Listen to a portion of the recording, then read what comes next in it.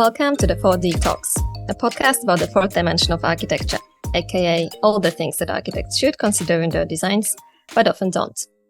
In each episode, my guests and I discuss how this fourth dimension can influence our experience in the built environment and how we could use it to make better architecture that serves people and improves their life.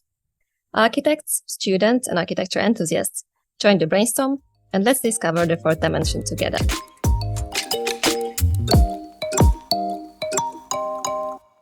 Is architecture and urban design a magical solution to solve inequality in the world? Well, probably not.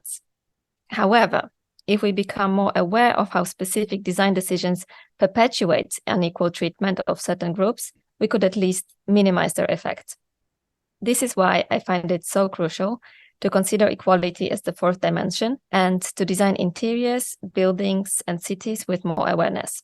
Let's look into it together with my guest today, Ruth Nelson, a spatial data scientist with interest in studying inequalities in the urban scale as a PhD researcher at TU Delft. Thank you, Ruth, for joining me today. Thank you so much for having me. It's wonderful to be here. You are very much interested in studying inequalities in the urban scale. Could you tell me and tell us why is it so crucial to study it and how do you understand that issue? Sure. Well, inequalities largely, according to many reports, such as the World Inequality Report, have actually grown within most countries within the last 30 years.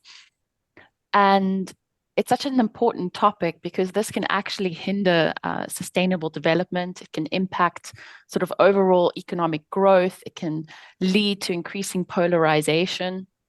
And inequalities have traditionally sort of mostly been studied from an economic perspective using indexes such as the Gini index, for example, that looks at income inequalities.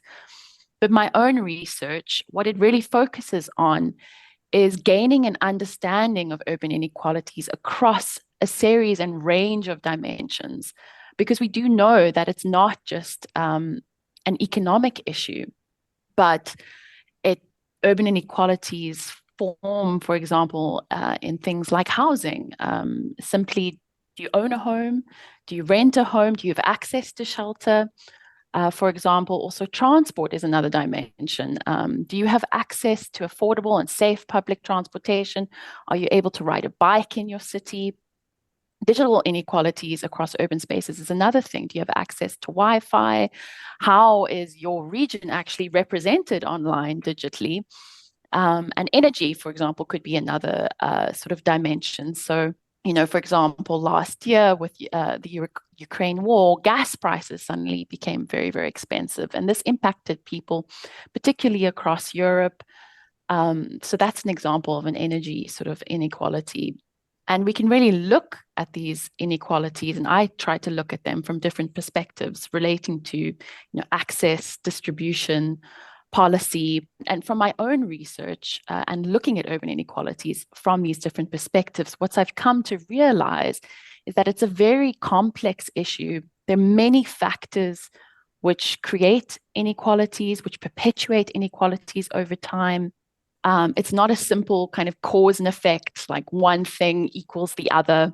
In thinking about how they perpetuated over time, it's actually more important to look at relationships between different aspects as opposed to focusing on one thing or the other. And I think, when we relate that back to architecture, we have to think about, not this architectural design causes this one thing, but what is the relationship sort of between the design, between society, and how do these relationships perpetuate over time to ultimately cause inequalities? That sounds like a great introduction to the topic. So let's just dive straight into it. Yeah, sure. So maybe let's start with the equality for all age groups in the urban scale. So one of the examples that I am seeing in most of the cities is the problem of segregation for teenagers and older people. So it seems like in many cities there is no place for teenagers to actually enjoy being outside. There is no place for them to express themselves. And this lack of public space for them can become a big issue also for their mental health and so on.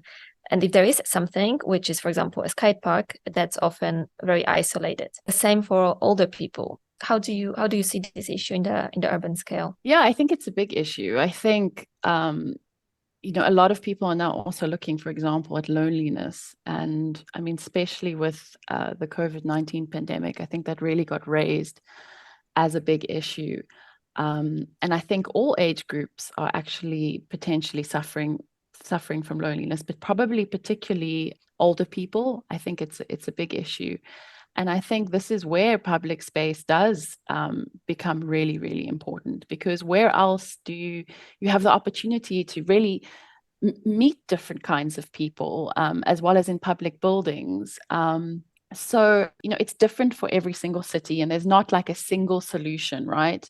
Because every single context is different. But I think cultivating good public spaces and streets, lively streets, active streets with different land uses, with wide sidewalks that are accessible for different kinds of people, with benches. So, for example, just by placing benches in a public space might actually enable an older person to interact within that public space. Maybe they can't stand for as long, So there are certain little design things which kind of enable public spaces to become more accessible for different kinds of people. Yeah, one of the solutions that I would like to mention here is what the company Carve is doing. It's an office in Amsterdam. Actually, I talked with one of the partners there, Elhar Blitz, in the podcast about children as the fourth dimension of architecture. The way they design playgrounds, because they often design a lot of playgrounds, is making them very abstract in a way that they also seem much more accessible and inviting for different groups of people, that it's not only space for children, which makes adults feel unwelcome there. It's actually a very abstract place with very abstract elements that everyone sort of feels interested to use. So that's quite nice and interesting. Another example that's happening, well, it's a global initiative now. I think it started in Brazil, but I'm not sure. It's the Urban 95 project. Have you heard of that? No, I haven't. It's a very nice initiative. The idea is basically to try to promote looking at cities through the perspective of a child of 95 centimeters tall. And that if you look through this lens, the way you see city and the way you see dangers or obstacles completely changes. Depending on how tall you are, you experience city in a very different way. Yeah, I think that you've hit on something really important there. Thinking about the user. And actually, it sounds like they're studying the city from a specific height level, which is that of a child. But thinking about a user and studying how a user might use a certain space, I think that's really important. And I think this is often where architects, they actually don't do this. They don't study different user groups, and they don't study how they potentially will use space. And if we think of something like the tech industry, UX is a huge part of the tech industry. The tech industry's figured out that this is important. They do a lot of research into different user groups, a lot of tests, a lot of scenario kind of development. And we're not doing largely, by and large. I mean, there are a couple of people, Gill, for example, Urban Firm, they do this kind of work, but most architecture practices kind of skip this step. And they get into the conceptual design, artistic phase, and then quickly move on because the project has to move on. And there are time constraints. Of course, there are in an architectural process. But I think it's a very important step that's being missed a lot of the time. Absolutely. Absolutely. And I think we'll also address that maybe a bit later when we're talking also about inequality in terms of people with different disabilities, because that's something you never know when that might be your problem as well. But what you mentioned here is the user experience from the tech industry. Here we can also talk then about the guidance systems in the buildings, which are often related in a way with architecture. I mean, it's also this artistic task sometimes that's given to graphic designers. Or sometimes it's also part of these small design elements that you put in interior design. So how do you actually design a guidance system through the building that is then understood by children and older people, right? So if you only use super tech screens that's older people don't even know how to actually use, or if you're only using text everywhere that children cannot even read. Absolutely, absolutely. And in my opinion, a good building is actually a building where you don't need a whole lot of guidance. The space is designed in such a way that it's almost intuitive how you move through the building. It's difficult to do, but good buildings are like that. You don't need a whole lot of guidance. But I agree, if you do need signs in a building to kind of navigate through it, then what's wrong with making them more legible? What's wrong with adding a little bit of color? It's not going to hurt anyone. It's actually going to enable everyone to be able to use the space more equally. Exactly. Same with, then again, children appropriate dimensions. So maybe in public buildings, there should always be a bathroom that would be then easier for children to use. Maybe we should always consider having a bit wider doors for older people who might have issues with walking freely, or they need extra support, elements like that. Absolutely. And it's specifically in public buildings, which different user groups are going to be using, and different spaces too, where well, I think there's a really interesting example that I can bring up. I don't know if you know Hertzberger, the architect, but he did a lot of interesting schools, and the way he approached schools was not in the traditional way where you kind of separate out all the grades into all the different classrooms and create these very separate spaces and hierarchies. He created kind of a much more, from what I understand, fluid spaces, with not necessarily completely closing classrooms off.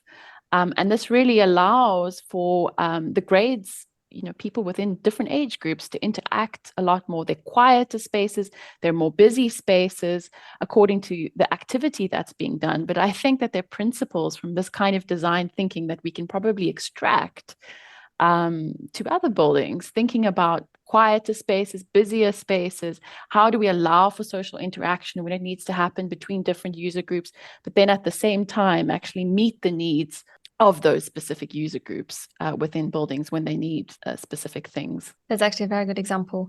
And it's really going the direction not only of how you design buildings, but how you design education, right? The idea of maybe not having classes with specific subjects, but letting children learn from each other from different age groups. Absolutely. Shall we maybe try to jump now a bit more in the direction of disabilities? Going back to the urban scale, something that I noticed is that, well, you live in the Netherlands. Yes. So I think that's a very good example where people with disabilities are tried to be included in the public life as much as possible. And I was, when I moved there, I lived in the Netherlands for 5 years. I was really at the beginning shocked how well it works. I was really positively surprised. But I think there's still a bit to do from the design perspective, how we could still make them even more included. For example, providing a safe ramp towards the sea for people on a wheelchair, or making sure, that's a recent example that I noticed, we do not consider how someone with disability, how much of a hassle and troubles we are creating for someone with disabilities with our very simple actions, like leaving a scooter in the middle of the pavement. For someone who is blind and knows their way to work or to their favorite shop by heart, that's something they would never ever expect in this space. And creating those obstacles can be very dangerous for people with disabilities. Yeah, absolutely. I think there are all kinds of things. I mean, it really comes down to, there are different kinds of disabilities.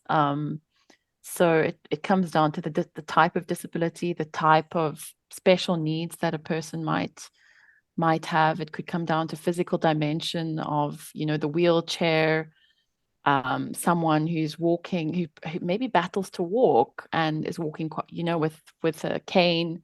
Again, that relates to older people. Maybe it's, simply, again, providing more seating in waiting spaces or in urban spaces so that these people can actually get out and be within the city and have a place to sit. It might be simply related to acoustics, for example. Maybe someone's hard of hearing, and that's something that architecture can definitely address in terms of providing good acoustics in a building. And good acoustics is great for me too. I'm not hard of hearing, but that adds value, you know, for just a normal, let's say normal in inverted commas sort of user. Yeah, I think in architecture, the whole issue of inequality for disabled people is often trying to be covered with very basic norms, like in each building you need a toilet for a person on a wheelchair. And that's basically it. And maybe you have a couple of ramps and an elevator. That also treats the topic of disability in a very narrow way. But here we can also go way further. What about maybe using more textures as a wayfinding tool? Like you're saying, maybe acoustics could also be used sometimes as a guidance system for people that have issues with hearing, or maybe the other way around for people that have issues with sight. We could use more sounds to help them navigate through the space. So actually, to understand it better, that would be great to include people with disabilities in participatory design sessions to actually understand what they need. Absolutely. Scenario development, looking at the different users, using data within the design process. Participation too, if you can, in different scenarios based on your different user groups. And I think that's often very much overlooked. But I think that architects do have the ability to impact inequalities, particularly within the design of public buildings and public spaces, which a range of different kinds of people are going to be needing to use often, not just want to use, but need to use. Yeah, exactly. Now something that I would like us to try to address, even though I know it's a bit like beauty competition, being like, oh, I want peace in the world and let's make it happen. Obviously, architects don't have that power, but I would still like us to try to discuss then the social and economic inequality, also in relation to ethnicity or racial equality. What could you tell us about that? Okay, well, I think let's start off with socioeconomic. It is a huge, huge issue. But one aspect of it, and I'm not, directly talking architecture. Architecture mixes in with a lot of other things, and plays a role in this. But I think housing is a huge issue that architects do, of course, play a role in. Of course, it's also what's happened over the last 30 years is we've also seen the financialization of the housing market. There are big developers out there who are buying up lots of the houses, and millennials, Gen Z are having to now compete in terms of bidding for homes with these gigantic developer companies. So that I think that is a massive issue on the one hand, and that's definitely increasing inequalities in terms of access to home ownership. Younger people are definitely having a more difficult time accessing home ownership than previous generations, right? And architects are part of this ecosystem because they're working often for these developers. And I think it's they're not necessarily causing this to happen, but they're part of the system, let's say. I think another area which is quite important and relate kind of now a bit more directly to architecture is thinking about social housing. There are some examples. I mean, it varies across the world, but there are some examples where social housing has really been placed on the outskirts of cities in kind of quite heavily disadvantaged neighborhoods. So just the placement of the social housing really has an effect on perpetuating inequalities. So for example, I'm going to give you a couple of examples. In Mexico, they have a social housing program. It's called Infonavit. And what they ended up doing is, because cheap land is on the outskirts, they built a lot of the social housing on the outskirts. And what they found is that 5 million homes were actually abandoned because they were so far out the city, so far from everyday amenities, employment opportunities, that people just in the end just ended up abandoning these homes. Similar things have happened in South Africa, where there's been the RDP program, which essentially is a form of social subsidized housing more. Again, a lot of people have ended up selling or at least renting out their sort of homes, because they're placed in such sort of far outskirt kind of areas. It's better for them to live closer in, maybe in a shack, even in the example of South Africa, and rent out their more formal kind of RDP home. But then let's bring it back to Europe. There are a lot of examples of a lot of social housing, for example, in the UK now is being sold off, particularly in the wealthier neighborhoods. And again, people are just being pushed out of the city center and having to travel far distances to access good educational, economic, social opportunities. So yeah, I think it's forming, and it shows itself in different ways, in different contexts. But I think housing is a huge issue. Social housing, access to homes, home ownership, and architects obviously play a role within this process. Absolutely. And actually something that, again, was quite new to me, but yet now, if I think about it, it's so obvious. Something I read recently is that social houses are often built either out at the outskirts of the city, or sometimes in a closer proximity to highway or transport systems, which then causes noise pollution, which unfortunately causes then health issues, problems with sleeping, causing problems with focus, to learn, to study, meaning in those areas, people stay less educated. So basically they cannot really grow out of this situation they're in terms of their social and economic status. Another issue with noise pollution is that it actually causes death, especially if we think about it long term. And I recently found an article which said that 12,000 people in Europe die every year prematurely. Those deaths are indirectly and sometimes actually directly linked to noise pollution. So in this sense, actually, one thing is the zoning of the city. So here is a bigger discussion between the municipalities, between urban designers, between developers. And then in the architectural scale, it's sometimes really about how you design that building.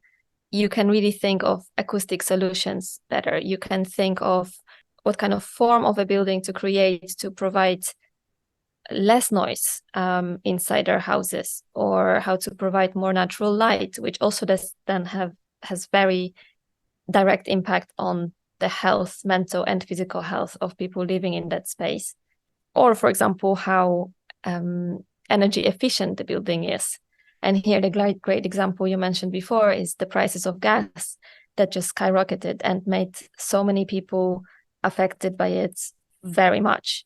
And then here, depending on how well the building is designed from the energy perspective, you can either feel it more or less. Absolutely. I think there are a couple of things I just want to pick up on there that you mentioned.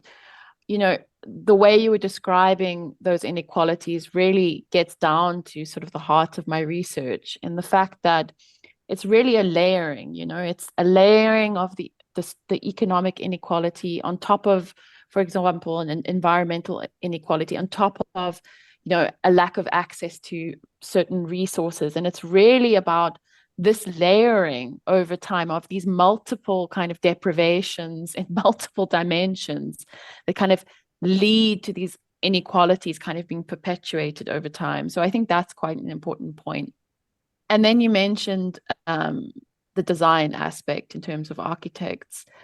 I think this is very important. And I think particularly when you're talking sort of social housing, there's some great research done on social housing in the UK. And in terms of the way that some of these big housing estates were designed, they were designed in such a way that they actually kind of segregated different spaces. They created sort of darker spaces and with very like a lack of visibility. And actually, some of these estates were so big, they actually destroyed sort of in the 70s the local neighborhoods that were there, and broke up these neighborhoods. And this actually led to some of these housing estates not being very successful. There was a lot of crime in a lot of them. And in the end, you've actually seen a lot of them just being knocked down because they were basically a failure. And one of the aspects that did appear to contribute to that was the layout, the way that the space was laid out, and how this kind of created a space which was prime for sort of crime and segregation, and didn't allow people to sort of interact safely and securely. The other aspect of social housing is that it is often treated as a separate project, right? Instead of including social houses within bigger real estate developments. But that's changing.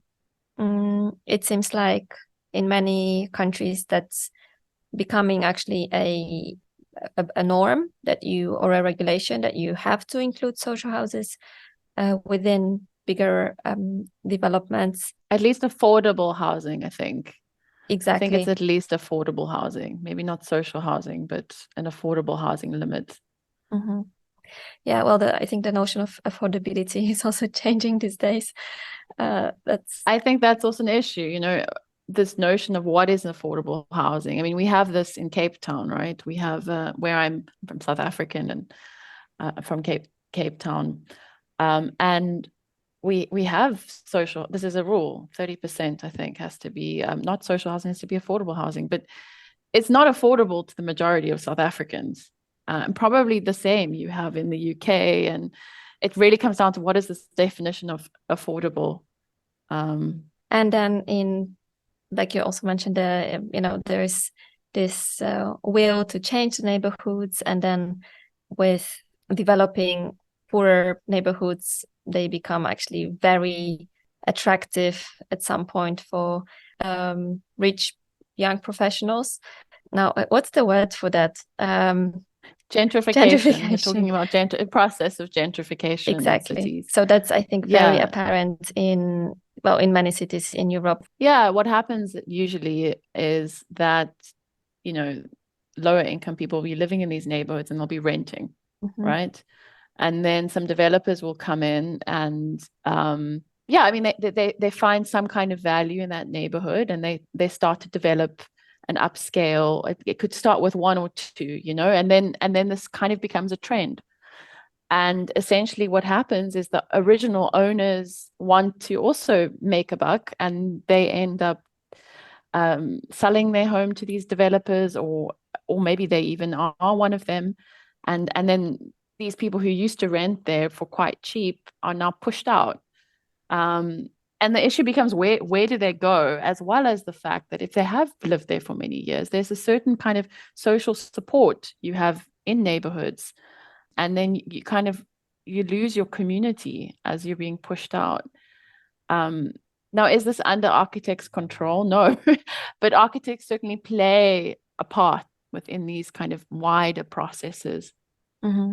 Absolutely. And then I wanted to also mention how much we can try to affect the connections between districts and people from different districts by developing better public transport. And I think a good example here is probably the new Elizabeth line in London that connects east and west.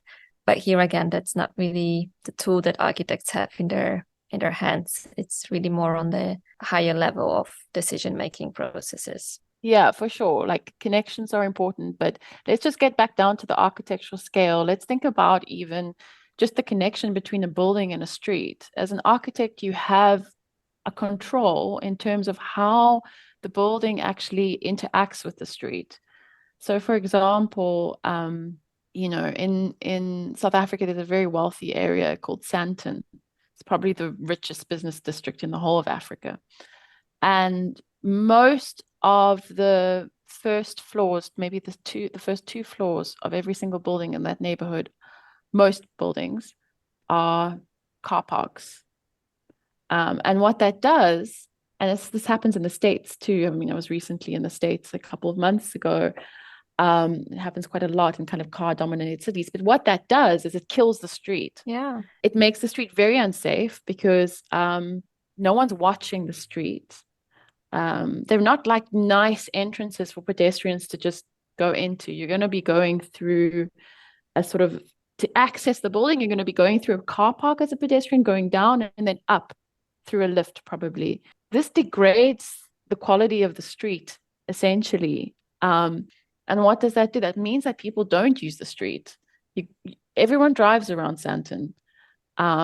What does that mean? You have to own a car. So yeah, that's one example of, just how is the building interacting with the street? How are you contributing to street life? Are you destroying street life? Absolutely. And I think the issue of safety is actually something that's a good link. I mean, it's a horrible link in terms of what we're going to talk about, but it's a good link to the next topic, which is gender equality and the issue of feeling safe, or a difference in how women feel safe within the city and how men perceive the city. I think we skipped ethnic inequalities, but I don't know if you want to loop True. back to that because you've made this nice link. Well, I think now we kind of have to. I mean, let's see how much we can say about it, because that's a really big issue. It's a big issue. I mean, I think one of the biggest things in terms of ethnic, me thinking about it, acknowledging I am a South African white woman, but I think one of the biggest issues really for me is thinking about representation. And I think this is something that architects can think about, because architecture in its very form, it's very material, kind of holds an ideology and it can represent things. I mean, architecture has been used by powers all over the world to display their wealth, their power. I mean, you can just look at buildings in New York, right? Donald Trump's tower. That's a display of wealth. That's a display of power. And I think particularly as an architect, if you're working in a foreign country or you're working within a particular culture, I think that it's important to engage with that culture on the one hand. And also, I think representation within built form is really, really important. Thinking about how do people traditionally build in that country or that area that you're in? How culture is embodied in architecture. How do you reference and bring that in? And I think that's quite important. I mean, you look at someone like Francis Kéré, he won the Pritzker Prize. I think he's from Burkina Faso originally, but he studied in Germany. He went back to Burkina Faso, built schools and different things there. But he didn't just bring German architecture back with him and kind of build and design in a way that was completely Western. He acknowledged the traditional kind of building techniques of his country, and his architecture is beautiful. And I think this is very important, and we don't see this enough. We see that a kind of a colonization of a specific style, a universal style across countries, without acknowledging the cultures that came before, or the traditional ways of building in that country. That is very true. Also, I think we live in bigger cities in Europe. You then also have to deal with the mix of different cultures and how to really provide spaces where every ethnicity feels respected, for instance. That sometimes can also mean religion. And then how do you, for instance, design toilets where every religion feels respected enough? There's actually a book about that. There's so much, the designing of toilets for different ethnicities can be, it's not even a PhD, it's a professorship topic, I think. So then also one thing that you mentioned, which is very interesting and very important, is how to represent specific cultures, specific ethnicities within the architectural field in specific places. But then also the other thing would be how to make sure that when you mix them together, how to make sure no one really feels left out. Yeah, it's difficult. It's a difficult thing to do, and it's not saying that there's one solution. And often these things will just be cut out of projects. They'll say, "Oh, not meeting the budgets." But I think, there's little things that can be done to include people. But that really, I don't have those answers. That really comes from doing it, engaging with the culture, doing a study with users, doing scenario development within that design process, because it will be different wherever you contextually are working. Definitely. Yes, now I don't have a good link to the next topic. Well, in a way, I think we can just link it with the fact that as much as we need to include different cultures, different traditions, different ways of living, based on religion, on ethnicity, in architectural and urban scale, in the same extent, we should include different genders. And the main issue that I see here is that, when we're talking about feminism, we often talk about equal opportunities. But in the case of urban scale, I'm talking about very basic rights of just feeling safe. And there are recently, especially, I noticed there's a lot of movement in this direction to, first of all, address these issues, especially in terms of how men and women perceive space. That's also something you have quite a big knowledge on. Well, I don't know if I have the best knowledge on it, but I think, first of all, gender is such a big term. It's not necessarily binary now, in terms of just like men and women. So I think that's something that we have to acknowledge. So I'm just going to put that to one side.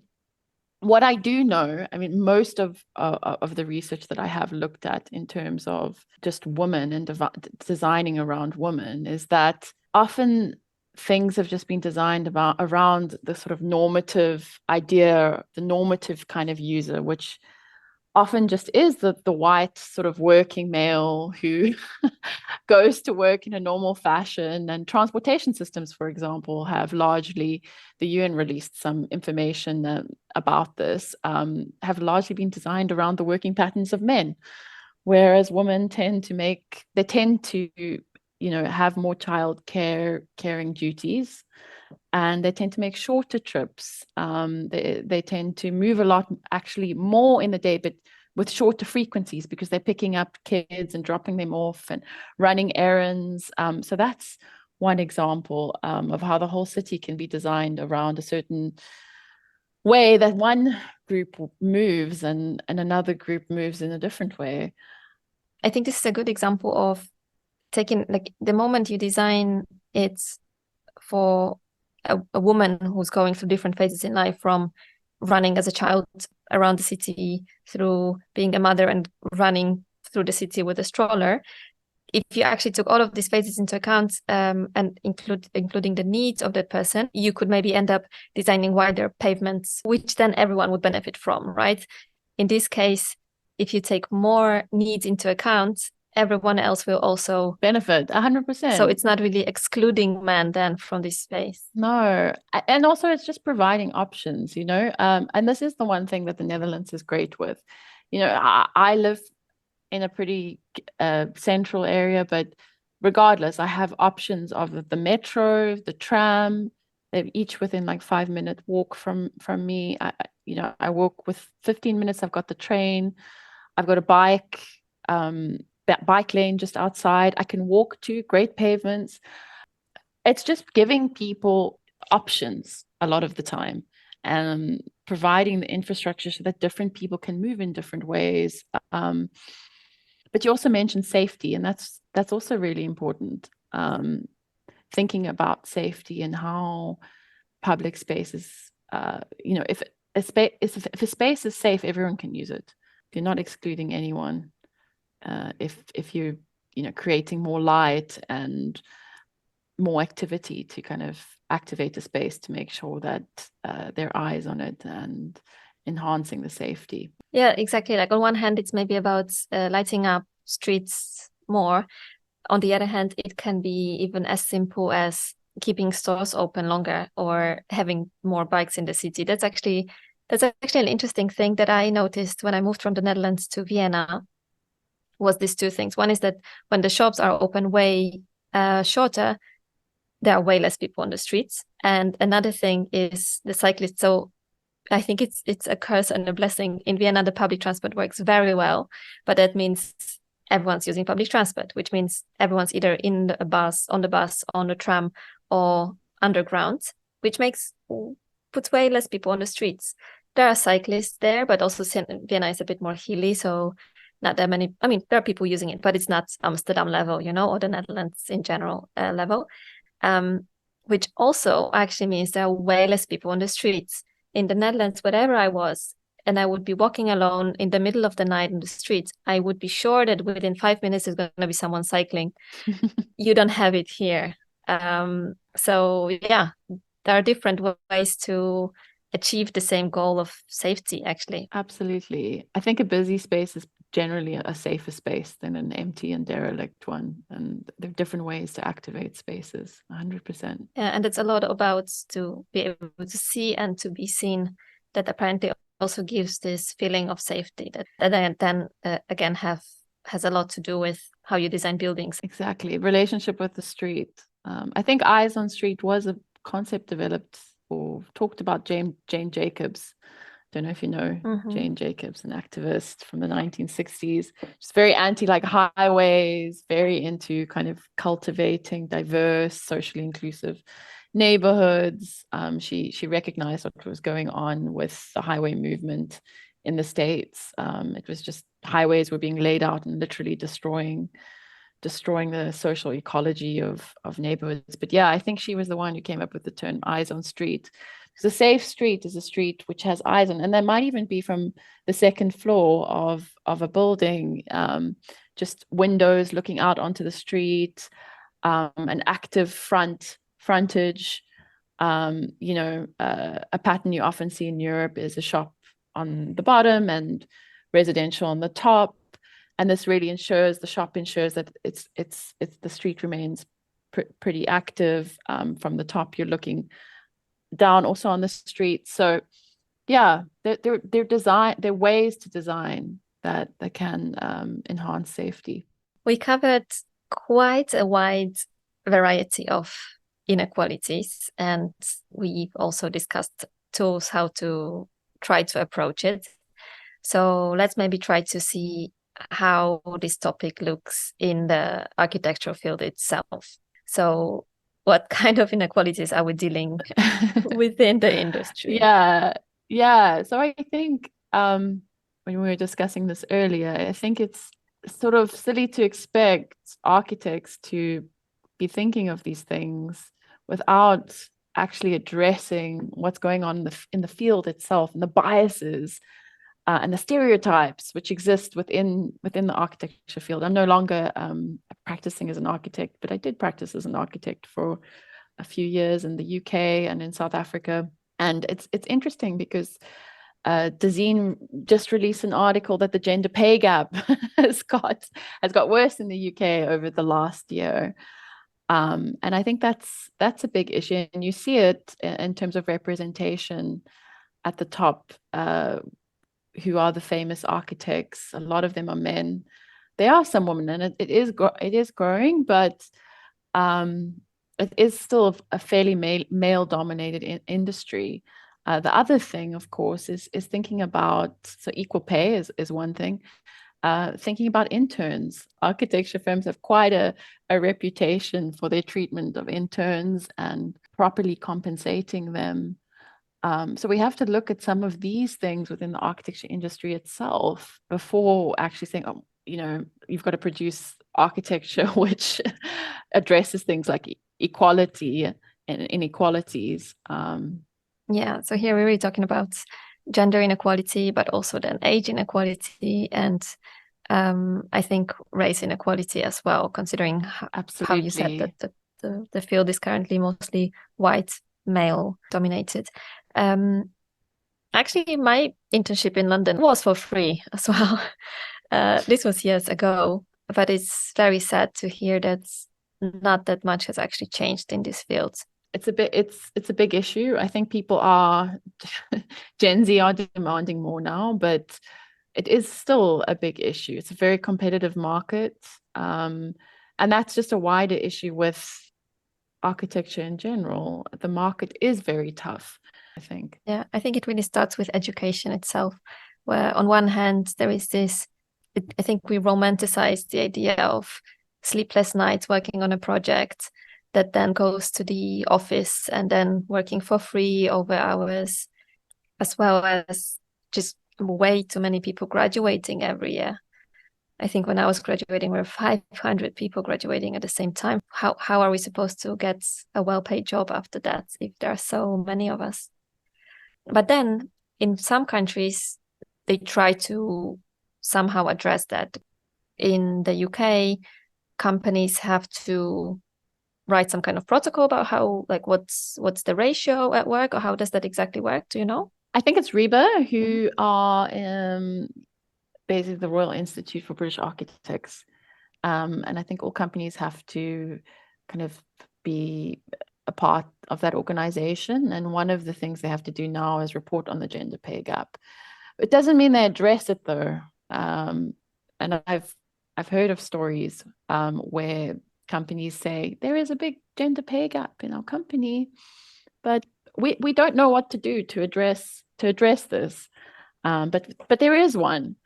And they have to tell their staff. It's part of also the requirements. So I think it's good. I think it's a starting point. I think data is always a good starting point to document these things, to provide evidence for a certain problem.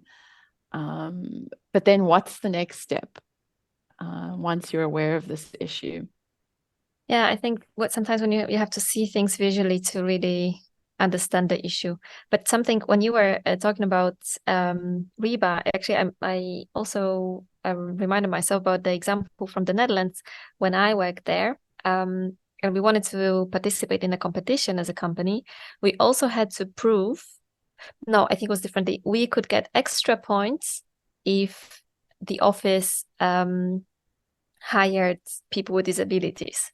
Well, yeah, I mean, I think if you're just doing anything in life to tick a box, it's like public participation in urban planning projects or architectural projects. If you're just doing it to tick a box and you're not really doing it with the right intention, even if the process is done, long term, it's probably not going to have the impact that's needed to really uplift certain groups or really take certain experiences into account that affect the design, or in this case, really help alleviate inequalities for certain types of architects.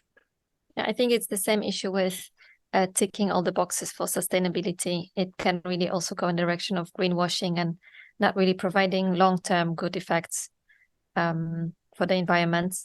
But this will be then the topic of the next episode. Hopefully, that's the plan. Thank you so much, Ruth. Do you think we can somehow try to conclude it in an inspiring way? I really liked how we didn't try to romanticize it too much, and tell people that the architects are now gods who can really fix the world. But I think we actually gave quite some examples of how things could be done differently.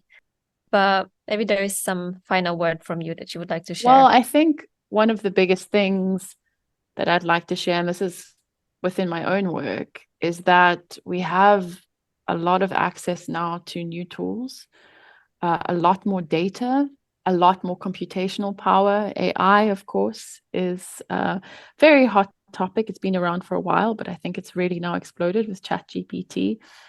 And I think with all of this, we have a lot more tools now to actually study inequalities, to understand them, and incorporate some of these processes into the design process. And I hope that the architecture industry starts to adopt some of these new ways of working and new tools, and particularly to create more socially inclusive architecture and urban environments.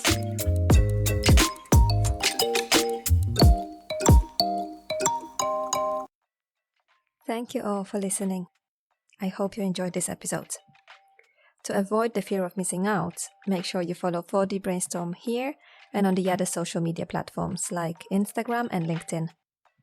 If you want to share your thoughts on this topic or would like to know how exactly this fourth dimension could be implemented in your design, just simply send an email to 4dbrainstorm@gmail.com. I'm really looking forward to exploring it further with you. Last but not least, if you're interested to know more about what I do, you can also check out the website 4dbrainstorm.com, a platform for free brainstorming in all dimensions and fields. Join the brainstorm and let's discover the fourth dimension together. Till next time!